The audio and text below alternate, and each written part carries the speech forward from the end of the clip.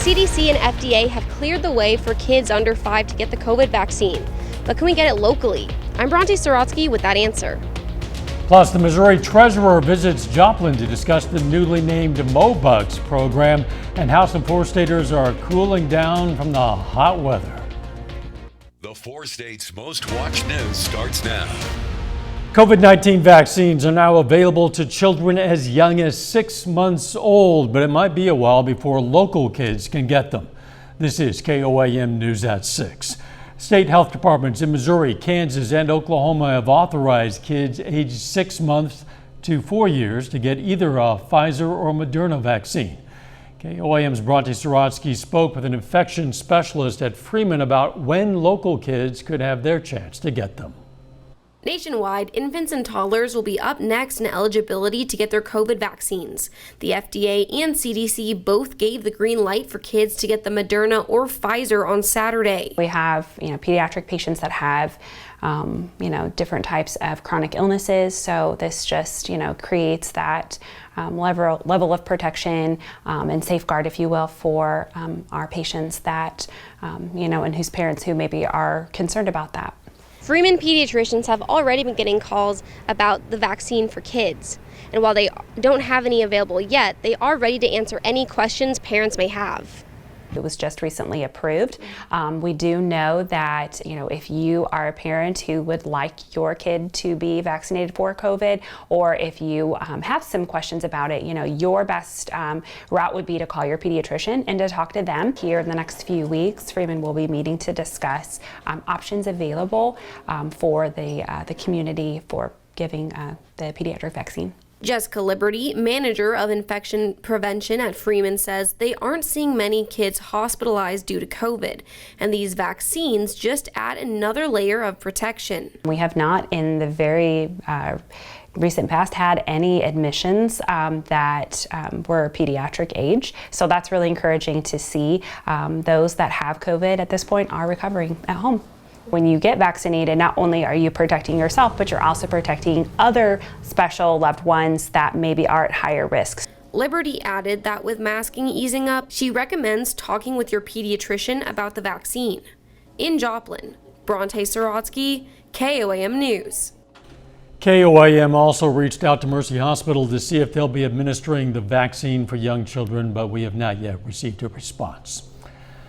Check in with Nick Kelly now for a first look at the weather. A little bit cooler down. We're still waiting for the big cool down to come later on in the forecast, but most of us looking dry for now from 7th and Range Line. That's a nice view looking northwest at the top of the 6 o'clock hour.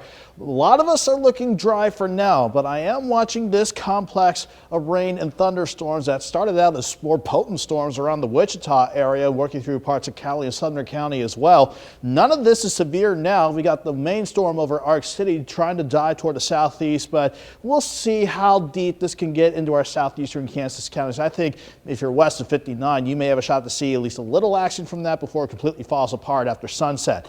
A lot of us, though, looking dry for now. Upper 80s to near 90 for a good portion of the area, with it feeling like the mid-90s when you factor in the humidity. And I think we'll stay quiet during the late night hours and into tomorrow morning, Dow, with lows near 71. We'll break down more rain chances and the eventual break from the heat that we really need here in a few. Catch you then. Authorities have arrested a Springfield, Missouri couple accused of abusing their son in ways that might be considered child torture. The probable cause statement says Joseph and Peggy Flores would put their teenage son naked in a puppy cage with 2 dogs, pour urine on him, and hit him with an extension cord as a form of punishment. Authorities say the parents would refer to their son using racial slurs. Investigators think the abuse began in March of 2020 when the boy was homeschooled during the COVID shutdown of Springfield schools. A newly renamed program is helping Missouri businesses and farmers receive loans with lower interest rates. Today, Missouri Treasurer Scott Fitzpatrick met with American Ramp Company in Joplin to discuss the benefits of the program called MoBucks.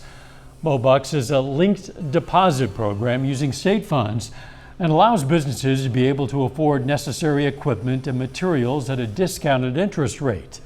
With this program, the American Ramp Company has been able to update some of their equipment, purchase a new laser, and is working on building a new break room. We've used it a couple different times for different purchases, and so as interest rates do rise, and that's currently what's happening, being able to work with with our bank and take advantage of this this state program where it applies and where it's applicable. If it can save us tens of thousands of dollars a year in interest payments, we're going to take advantage of it as long as that exists and as long as we can do so. Missouri business owners and farmers can talk to their bank to learn more about the MoBucks plan. Fitzpatrick also provided an update to the Mo Scholars program. Mo Scholars is the state's scholarship program passed in 2021 that provides state tax credits for contributions to approved nonprofit educational assistance organizations, or EAOs. Fitzpatrick says the applications are now being accepted, and to begin the process, contact the school you want your child to go to that's partnered with an EAO school. You can find more information on the process on our website. That's KOAMnewsnow.com. The Joplin United Micro Housing Partnership has completed its goal of adding more low-income housing for residents of Joplin. The 500 square feet tiny duplexes are for low-income individuals trying to become independent. The Joplin United Micro Housing Partnership built this program after noticing the rise in homelessness in the community. Catholic Charities is also helping families with rental and utilities assistance. At Catholic Charities, we have a total of 12 affordable housing units here in Joplin. These two, within a week of actually posting, were rented. That shows that the need for affordable housing is there, and that's why this partnership wants to grow this program and create more of these throughout the community. The duplexes are already giving shelter to those in need. Coming up, a Joplin Fire Department celebrates the arrival of a brand new fire truck, plus how some Southeast Kansas residents are cooling down from the heat. Hi, I'm Scott. Some area teachers earned some extra money to fund their classrooms. Western Governors University awarded 9 Southwest Missouri teachers grants as part of their Fund My Classroom initiative.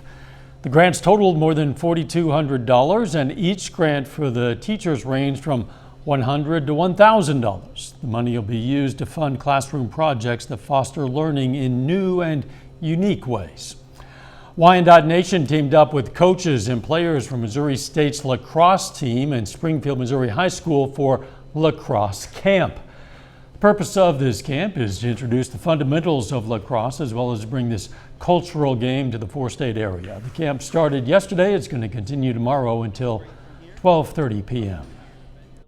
It's one of those sports that once you get involved and you start playing, it's so rewarding, it's so much fun. And watching kids that think they can't master it, and then they master it, and then they excel at it, and then they go on to do even bigger things with it. And it's just super rewarding and a ton of fun. Wyandotte Nation also received a $1 million grant, which will help renovate and expand their powwow grounds, including a paved parking lot and additional row for vendors, added restrooms, and more. Joplin Fire Department held a ceremony for their brand spanking new fire truck. The wet down ceremony was held at Fire Station number 5, where the fire truck received its first wash. The new aerial ladder truck has 107 feet of vertical and 100 feet of horizontal reach without compromising water capacity, they say.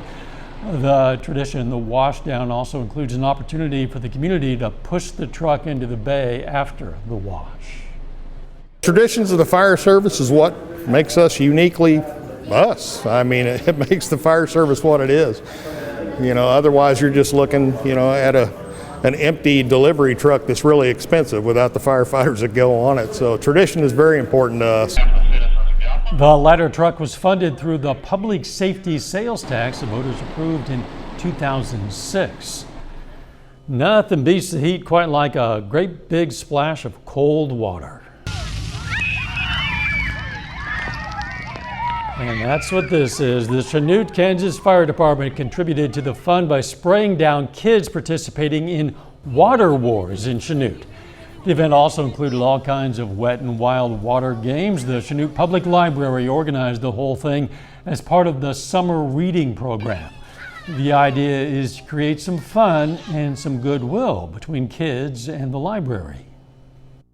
I really hope that they have a positive association with the library and that this is something that they'll remember when they're adults, and they'll think, hey, I remember going to the library and I remember having a really good time at that water event. Let's go to the library with my kids, and then we can keep that cycle going for generations.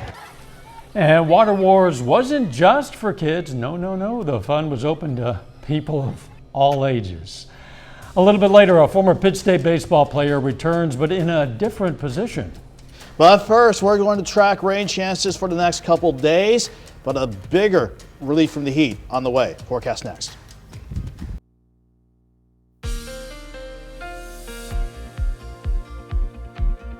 We did have our frontal system help things out a little bit as far as temperatures go. We'll take any improvements compared to the mid-90s that we saw for afternoon highs yesterday. At the very least, we dropped back down into the lower 70s this morning, much like we did yesterday morning. But you can see how last hour we were sitting at 90 degrees, the hottest so far at Joplin Regional. Well, you'll see once we pop up the 6 o'clock numbers, just inched a little bit hotter. Hopefully the hottest will go before we go back down to the 70s overnight. Here's the thunderstorms that grazed on northern counties this morning, and for some early this afternoon, not to mention a couple little guys that tried to fire up along the turnpike in northeast Oklahoma earlier this afternoon. But the closest to any rain or storms I'm watching is this complex of rain and storms that certainly were more fierce around Ark City and the south sides of the Wichita area. But you can see how it's really starting to collapse, even though we're still picking up quite a bit of lightning with it. Overall, though, they're going to try to move toward the southeast, maybe some toward the east. So we'll see if it can survive the journey as it tries to work into our far western counties. Other than that, I think this is going to weaken, certainly as we get past sunset. Otherwise, everybody else is looking dry for now, so that translates to a dry look from Lender Chevrolet on the southeast side of Joplin overlooking 44, and for 7th and Rangeline as well. The current numbers, that's the hottest we've been so far today, 91. Only feels like 95, thankfully, with the dew point sitting in the upper 60s. Most of us are in the mid 80s to about the lower 90s right now. The hottest for some, mid to upper 90s, but at least it's an improvement compared to the other day. And eventually we're going to drop back into the lower 70s tonight once we get past some evening thunderstorm chances, certainly with this batch off to the west. But there's other thunderstorms firing up across parts of Kansas. That's because of our frontal system parked right on top of the region. As long as it stays in place for tomorrow, we'll repeat it all over again before it lifts back north. But the cold front to the north and west, though, that's the one that we're going to welcome with open arms, as that's going to be a bit of a relief from the heat that we've been putting up with for at least the past 10 or 11 days. So the thunderstorms that are out to the west, they're going to try to work in at least for some of our far western counties, but I really do think they're going to collapse as they try to work on in. I'm going to keep most of us dry to start Tuesday morning out with lows in the lower 70s, but as we go throughout the rest of the day with that front around, we'll just watch for scattered thunderstorm chances once again. I don't think anything too strong or severe. 71 in the morning, 86 by noon, highs topping out around 91. Then we'll keep quiet for a portion of Thursday evening, then additional storms you can see grazing us Friday morning, and then a hot Friday afternoon as that system lifts back to the north. That'll push us into the mid 90s. I'm looking at upper 90s with this upper ridge of control for Saturday, but that front to the north and west and a stronger upper level low.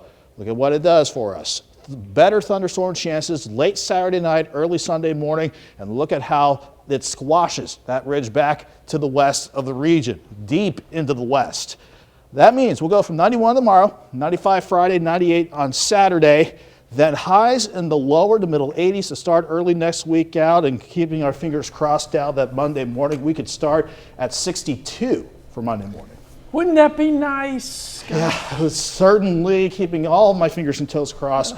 We can hold on to those numbers. I'm impressed that you can cross your toes. Thanks, Nick. Hey, a precautionary boil water advisory has been issued for some residents around South Joplin.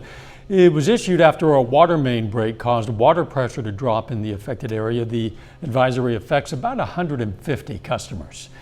If your signal of KOAM or Fox 14 is a little bit glitchy lately, as we've been telling you, it is a sign of progress. Please bear with us. We've begun broadcasting from a lower temporary antenna while a crew installs a new more technically advanced antenna at the top of our tower. It's the final step in our More Power project that's going to allow some people who previously lost our signal to get us again, finally. And if all goes to plan, we're going to be back up and stronger than ever very soon. Stay tuned. Still ahead, the Joplin Outlaws are on the road this evening, and a former Pitt State baseball player returns to join the coaching staff. Danny Terzer has that story next.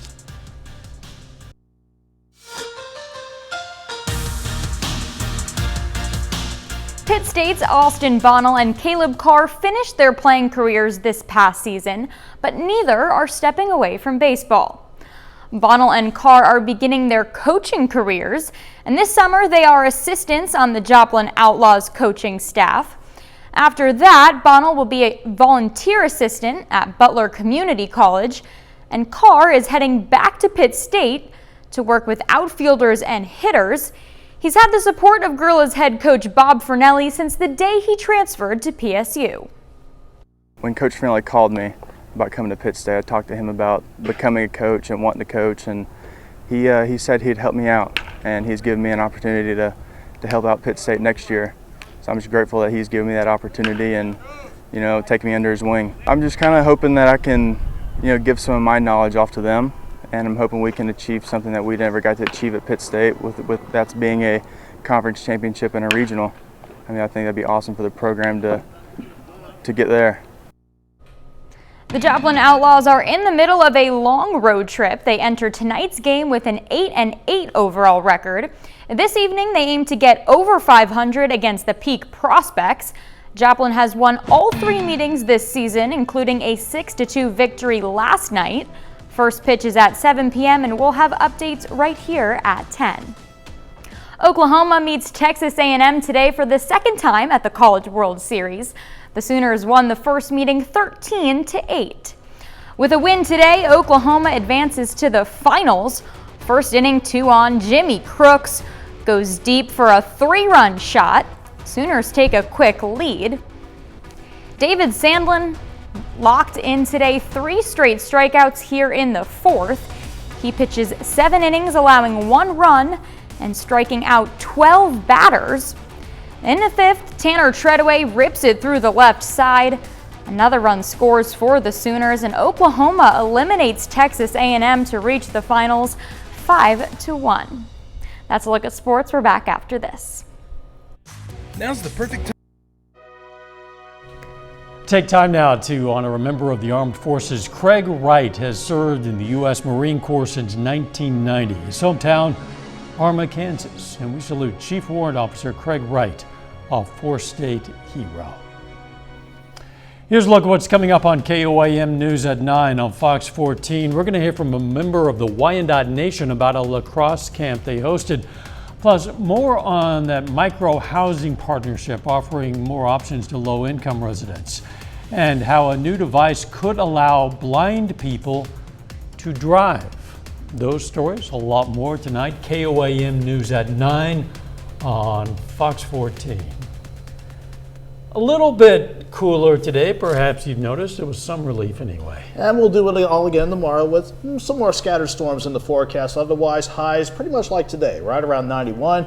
Mid to upper 90s though Friday and Saturday. A brief bump in the thermometer upwards, but then we're going to tumble down into the 80s come early next week. Won't that be nice? Final sports note. The Joplin Outlaws looking for back-to-back wins against Des Moines. We'll have updates on that one at 10. Very good. Thanks for joining us. We'll see you right back here for KOAM News at 10. Let's make it a great evening.